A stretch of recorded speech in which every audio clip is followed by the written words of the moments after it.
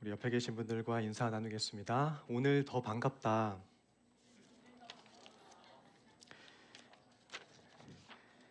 정말 반갑죠?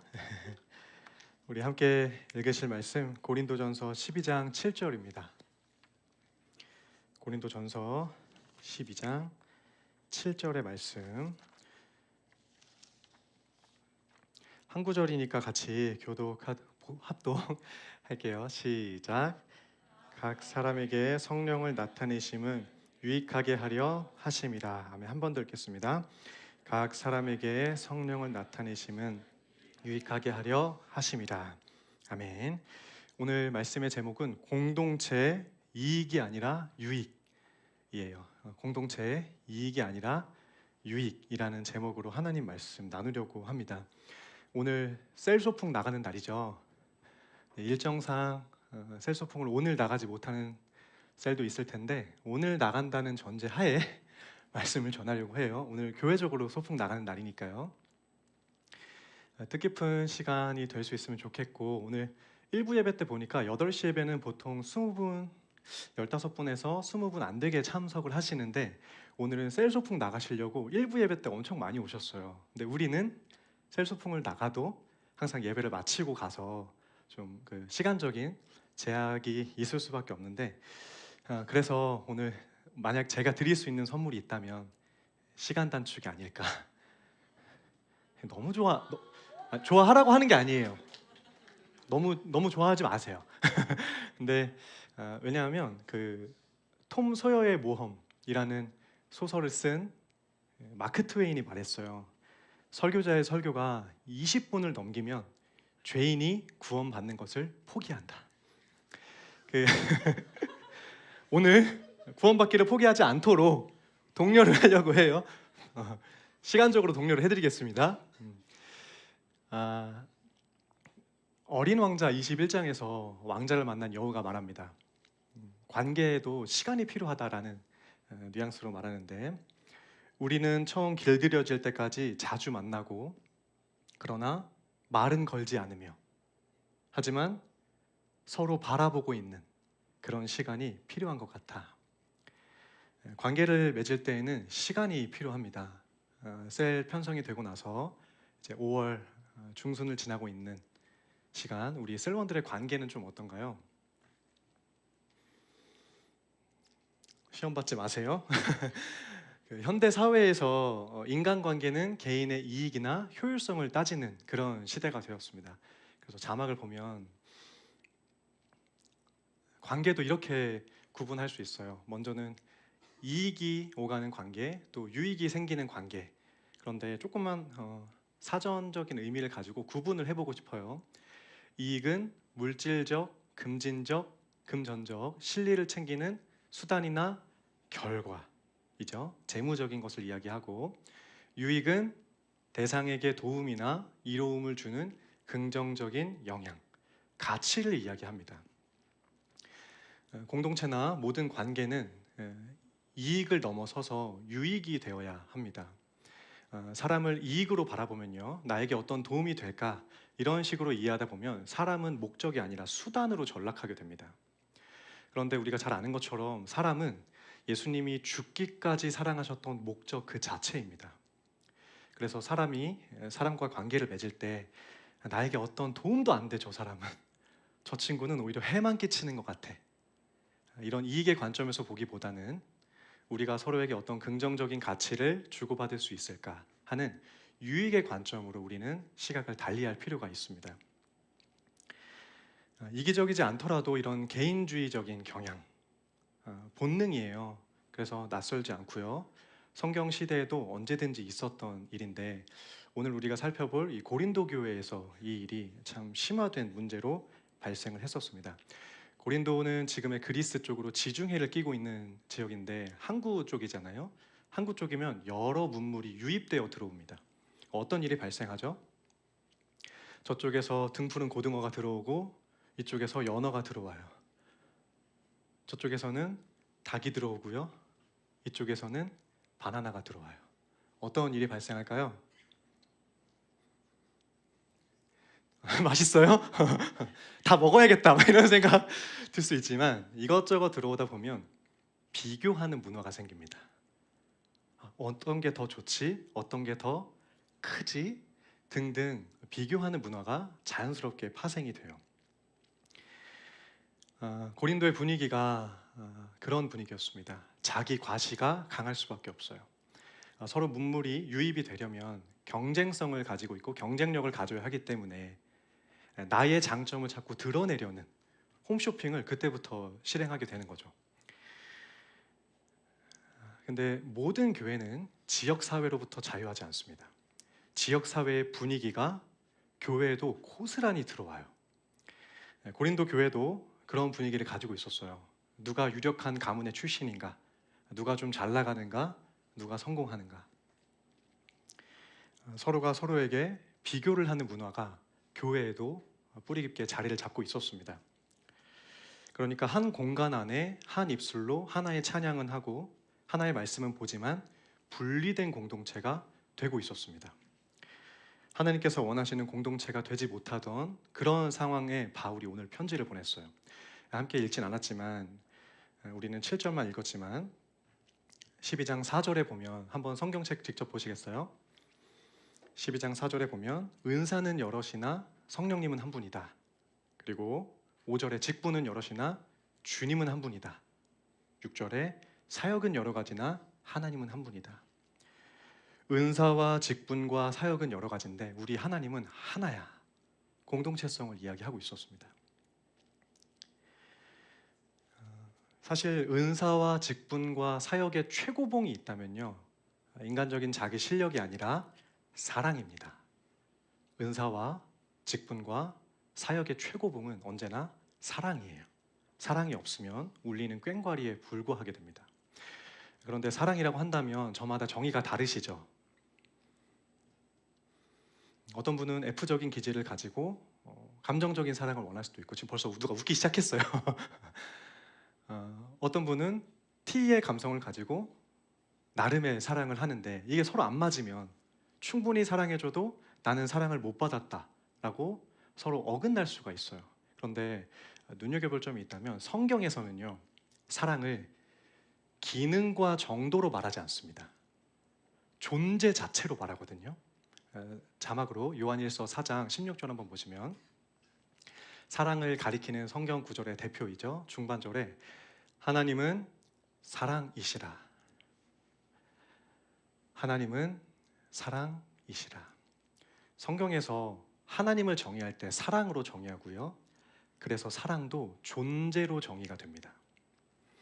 그래서 우리 안에 또 이성 간에 사랑의 정도가 어떠한가, 사랑의 방법이 어떠한가도 중요하지만 사랑이라는 존재 자체이신 하나님이 우리 사이에 있는가, 우리 사이를 거니시는 하나님이 계시는가 라는 것을 점검해 볼 필요가 있습니다. 우리도 만약에 이 안에서 나와 너 사이에 하나님이 존재하지 않는다면, 사랑이신 주님이 존재하지 않는다면 우리도 오늘의 고린도 교회가 될 수도 있습니다. 서로 사랑하는 공동체가 되지 못하던, 그래서 은사와 직분과 사역이 영적인 액세서리가 된 거예요. 나 이런 사람이야. 제가 한때는 입을 벌리고 웃었었어요. 왜냐하면 금리가 있기 때문이에요. 나 얼마짜리 있다? 하도 없으니까 이런 거라도 드러내는 거예요. 우리 안에 사랑이 있지 않으면, 관계 속에 하나님이 있지 않으면 본능적으로 나를 드러내고 싶고 과시하고 싶고, 이게 우리의 본능이에요. 겸손하려면요, 나를 일부러 숨기는 게 아니라 하나님을 모시면 됩니다. 우리 안의 관계에서도 아름다운 조화를 이루어 가려면 여러 가지 스킬이 필요할 수도 있지만, 진심이 필요할 수 있지만, 이것은 어디까지나 내 역할이죠. 내 수준이에요. 우리의 관계를 가능하게 하시는 하나님이 우리 사이로 들어오셔야 됩니다. 그렇게 하나님께서 우리에게 매개가 되어 주실 때 우리는 이익을 넘어서는 유익한 공동체가 될 수 있습니다. 오늘 본문 7절을 다시 한번 보시면 각 사람에게 성령의 나타나심이 있다고 하거든요. 각 사람. 모두에게 성령의 나타나심이 있어요. 오늘 본문으로 보면 모두에게 은사도 있고요. 아직은 우리가 청년의 때니까 직분은 받지 못했지만 앞으로 권사님 되실 거고요. 집사님 되실 거고요. 장로님 되셔야죠. 그리고 목회자도 나와야 됩니다. 혼자 당할 수 없어. 목회자 나오길 바랍니다. 청년부 부장님도 나와야 돼요. 어제 부장님께서 말씀해 주셨던 것처럼요. 그렇게 형성되어 나갈 때 우리 안에 서로가 서로를 부러워할 필요가 없습니다. 왜냐하면 각 사람에게 성령이 계시기 때문이에요. 서로 비교할 이유가 없습니다. 손가락, 저는 사진 찍을 때 꼭 따봉을 날리는데요. 이 엄지에 참 큰 의미가 있어요. 사람의 손가락은 한 2,500만 번 정도 넘게 움직인다고 해요. 지금은 스마트폰 시대니까 훨씬 더 많이 움직일 것 같은데요. 이렇게 수천만 번 움직이는 손가락 중에서 가장 많이 움직이는 손가락은 뭘까요?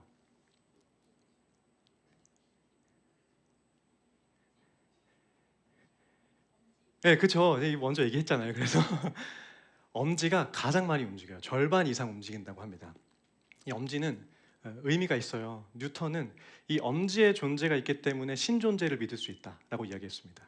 이 엄지는 하나님을 증거하는 최고의 손가락이에요. 이 엄지가 뜻깊은 이유가 있다면 다른 손가락을 마주 볼 수 있다는 거예요. 감동이 없으시네요. 이거를 한 초등학생에게 이야기해 준 적이 있는데 이러더라고요. 목사님, 검지도 마주 볼 수 있습니다. 어떻게? 이렇게요. 이렇게 마주 볼 수 있대요. 그래서 와, 너 손가락 유연하다. 근데 제 말의 의도는 거기에 있지 않았죠. 잠깐 당황했지만 엄지가 얼마나 매력적이냐면 다른 손가락을 마주 볼 수 있어. 우리도 엄지 같은 사람이 되어서 다른 지체들을 마주 볼 수 있으면 좋겠다. 이런 생각을 한 적이 있는데요. 이 엄지가 언제나 최고를 의미하진 않아요. 수없이 많이 움직이는 이 손가락도 컴퓨터를 칠 때는 어떡하죠? 타자 칠 때 스페이스바밖에 안 칩니다. 고작. 오른손은 마우스 받침밖에 안 돼요. 이 중요한 엄지가 큰 역할을 하잖아요. 그래서 엄지 역할이 축소됐다가 스마트폰 시대가 도래하면서 엄청난 역할을 합니다. 이제 엄지가 최고예요. 물론 이렇게 하시는 분들도 있어요. 우리 엄마. 이 엄지가 때에 따라, 시대에 따라, 역할에 따라, 기능에 따라 비중이 달라집니다. 우리 공동체에서도 역할이 그래요. 상황과 주어진 역할에 따라, 그리고 또 시간에 따라, 경륜과 연륜에 따라 항상 리더가 아니고요. 항상 팔로워가 되는 게 아니에요. 언제는 팔로워가 될 수 있고 언제는 리더가 될 수도 있고요. 우리의 역할은 항상 유연하게 발휘가 되어야 됩니다. 그래서 우리가 서로를 바라볼 때, 지체를 바라볼 때 아주 중요한 관점을 가져야 한다면 비교가 아니라 분석이에요. 비교가 아니라 분석. 비교하면요, 남과 나를 비교하면 낙심하거나 못난 나를 낙심하거나 못난 남을 내리깎아요. 자존감이 결핍되거나 교만하게 되는 거죠. 비교는 그렇게 큰 영향을 주지 못해요. 그러나 분석은요, 나를 발전시킵니다. 그래서 저는 우리 교회 목사님들도 그렇고요. 항상 우리 청년들도 바라볼 때 분석을 해요. 나보다 무엇을 잘한다. 이게 아니라 그러면 저를 낙심하게 되잖아요. 그러니까 나보다 저 지체는 저것을 잘하네. 어떻게 저렇게 잘할 수 있을까? 하면 저는 낙심이 아니라 발전할 수 있는 사람이 되겠죠.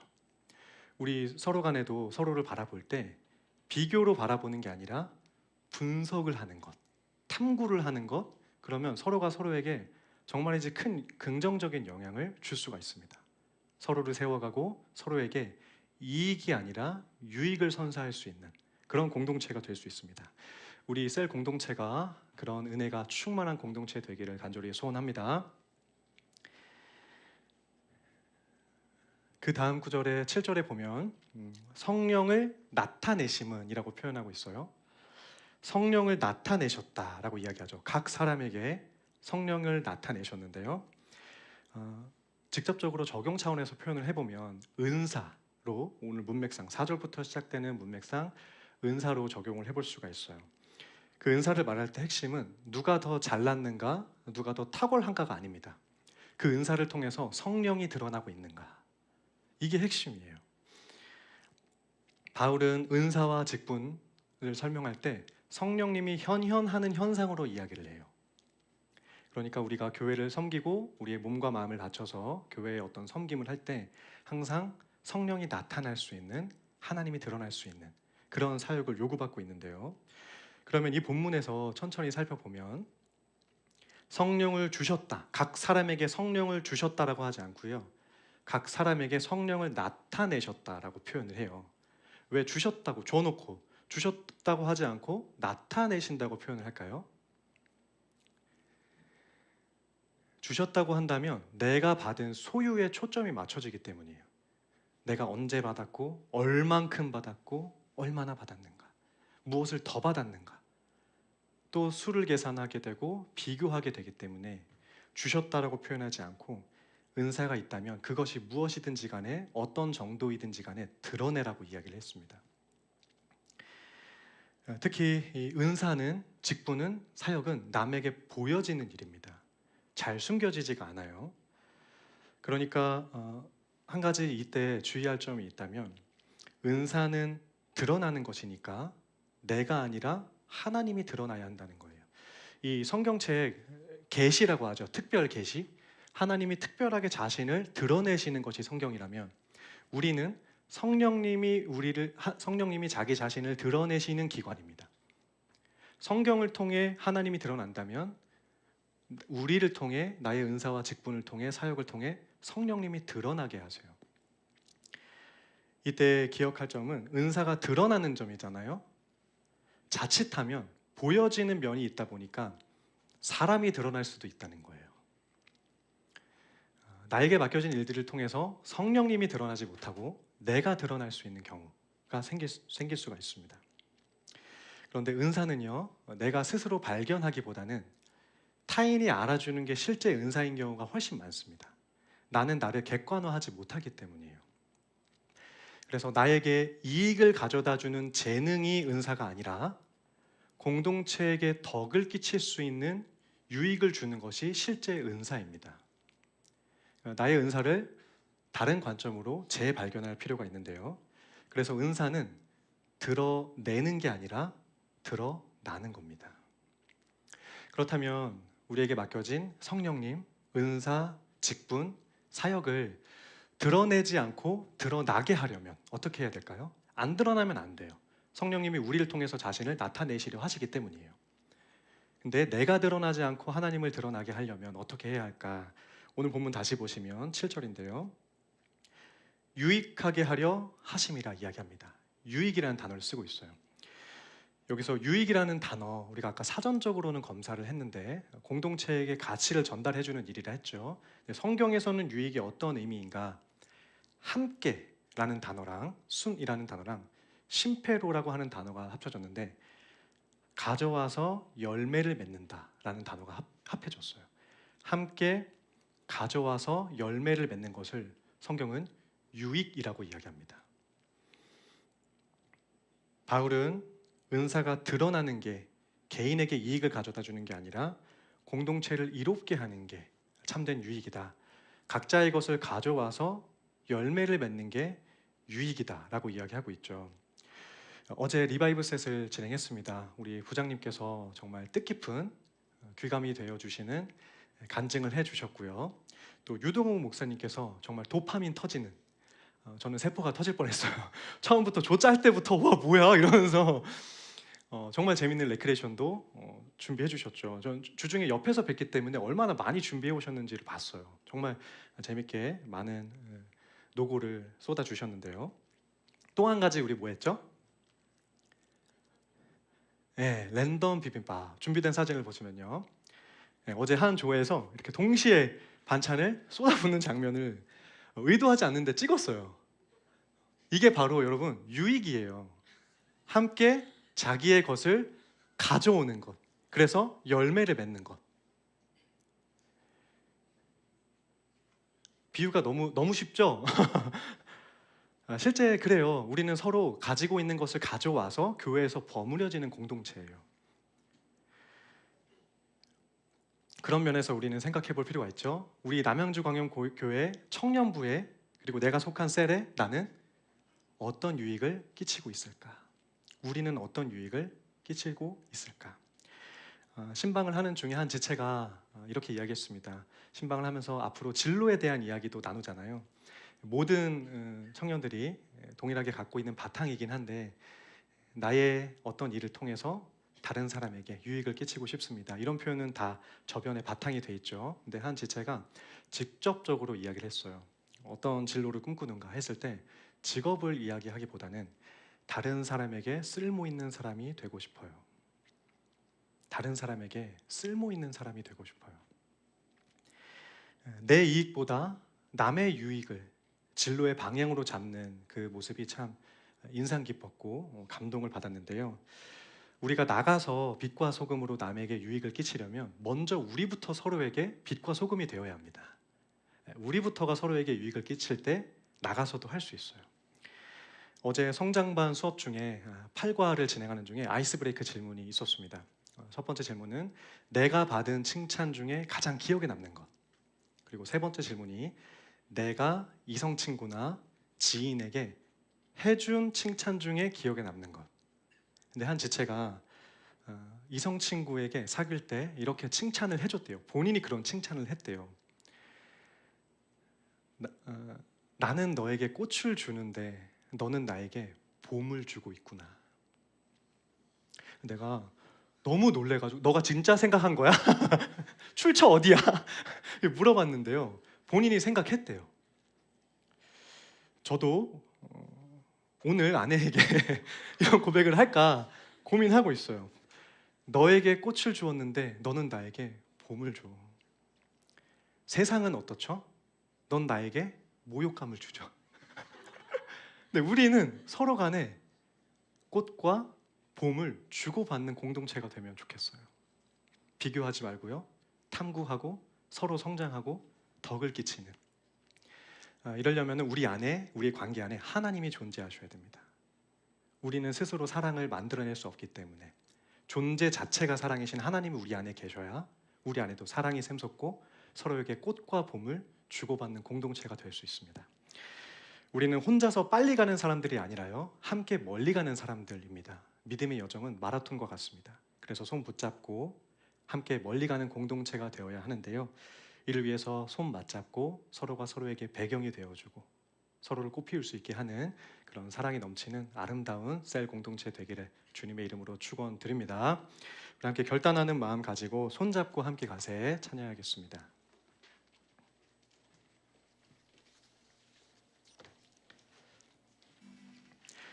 우리 걸어가는 이 교회를 이루어가는 과정은 처음 있는 일은 아닙니다. 역사 속에서 충분히 이루어져 왔고 온 땅 곳곳에서 주님을 따라간 흔적들이 남겨져 있습니다. 우리는 그 발자국을 뒤따라가면서 하나님의 사랑을 서로에게 전달하면서 교회를 세워나가야 하는데요, 우리가 남은 한 해 거의 이제 절반가량 한 해를 지나왔는데 남은 기간 동안 서로 신실하게 서로를 위해서 생각하고 애정을 나누는 그런 공동체가 되기를 기대합니다.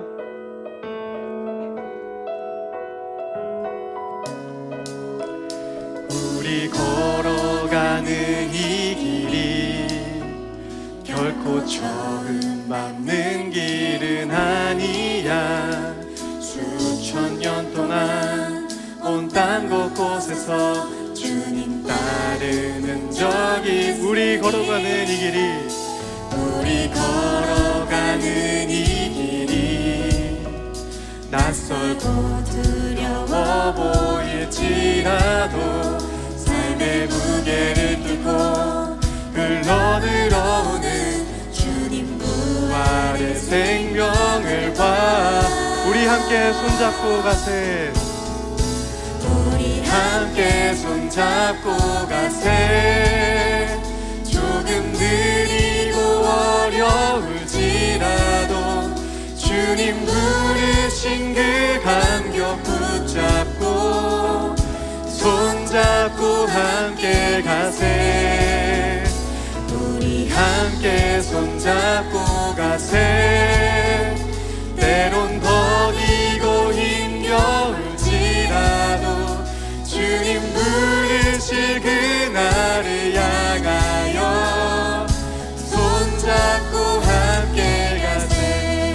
번 더 찬양 고백할 때는 옆에 앉은 지체들을 위해서 또 우리 셀 공동체를 생각하면서 함께 고백하겠습니다. 우리 걸어가는 이 길이 결코 처음 밟는 길은 아니야. 수천 년 동안 온 땅 곳곳에서 주님 따른 흔적이 있으니 우리 걸어가는 이 길이 낯설고 두려워 보일지라도 삶의 무게를 두고 흘러 들어오는 주님 부활의 생명을 봐. 우리 함께 손잡고 가세. 우리 함께 손잡고 가세.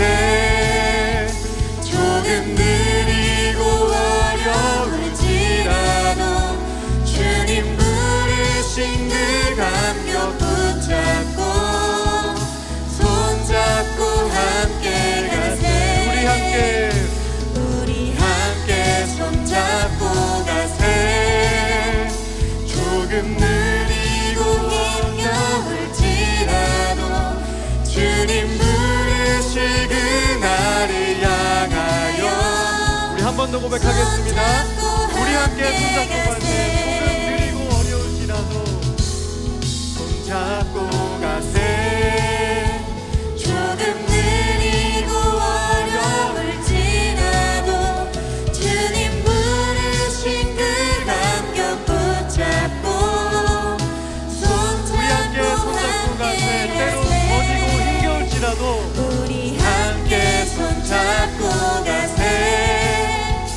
때론 더디고 힘겨울지라도 주님 부르실 그날을 향하여 손잡고 함께 가세. 우리 함께 들으신 말씀과 또 고백한 찬양을 기억하면서 함께 기도하겠습니다. 나에게 주신 은사와 또 사역을 발견하면서 주님의 몸된 교회를 이루어가도록 우리 한 사람 한 사람을 붙들어 주시고 각 사람에게 주신 성령이 나타나는 우리 셀 공동체가 될 수 있도록 역사하여 주시옵소서. 이러한 사랑의 과정을 통해서 세상이 줄 수 없는 기쁨을 누리고 만끽할 수 있는 우리 청년 공동체 되게 해달라고 다 함께 주님의 이름 한번 부르짖으며 기도하겠습니다. 주여, 이 길이 결코 처음 밟는 길은 아니야. 수천 년 동안 온 땅 곳곳에서 주님 따른 흔적이 있으니 우리 걸어가는 이 길이 낯설고 두려워 보일지라도 삶의 무게를 두고 흘러 들어오는 주님 부활의 생명을 봐.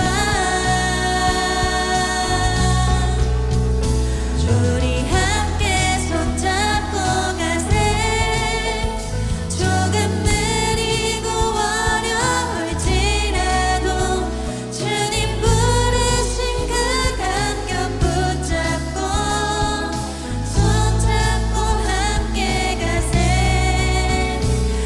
우리 함께 손잡고 가세.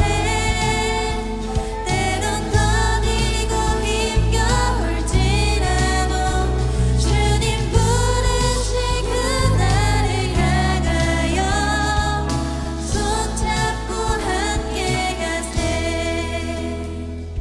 은혜와 사랑이 풍성하신 하나님 아버지 감사합니다. 오늘 주신 말씀을 통해 우리에게 주신 모든 것이 나를 높이기 위한 것이 아니라 공동체를 살리기 위한 것임을 깨닫습니다. 주님, 우리 모두에게 성령의 나타내심이 있기를 간절히 소원합니다. 각 사람에게 다르게 그러나 공평하게 역사하시는 주님을 신뢰하게 하시고 내게 맡기시고 내게 주신 것을 감사함으로 선용할 수 있는 우리 모두가 될 수 있도록 도와주시옵소서.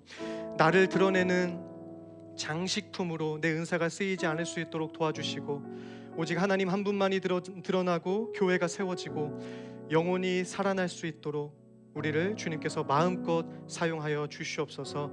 이제 곧 셀 소풍을 나갑니다. 우리를 하나의 공동체로 묶어주신 하나님의 은혜를 생각하며 애정과 사랑을 나누는 시간 될 수 있도록 도와주시고 서로를 귀히 여기며 믿음의 교제를 이루며 함께 열매 맺는 공동체 될 수 있도록 우리 안에 하나님 역사하여 주시옵소서. 감사드리며 사랑이 많으신 우리 구주 예수님의 이름으로 기도드리옵나이다. 아멘. 우리 함께 준비한 예물 하나님께 올려드리겠습니다.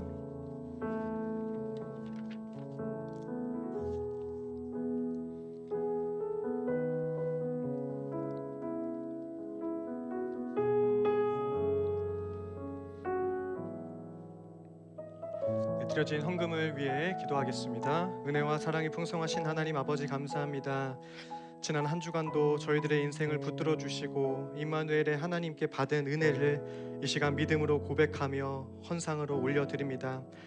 비록 작은 물질이지만 우리의 온 마음과 인격을 주님 앞에 영광스럽게 올려드리오니 하나님 기뻐 받아주시고 하늘의 신령한 복과 땅의 기름진 복으로 우리의 삶을 충만케 하여 주시옵소서. 감사드리며 사랑이 많으신 우리 구주 예수님의 이름으로 기도드리옵나이다. 아멘. 지금은 우리 구주 예수 그리스도의 은혜와 아버지 하나님의 크신 사랑과 성령의 감화, 감동, 교제, 교통의 역사가 우리 각 사람에게 성령을 나타내도록 부르신 주님의 은혜를 생각하며 서로에게 애정을 나누길 소원하는 우리 광염교회 청년부 각 공동체와 셀원 모두의 머리 위에 이제로부터 영원까지 함께 있을지어다. 아멘.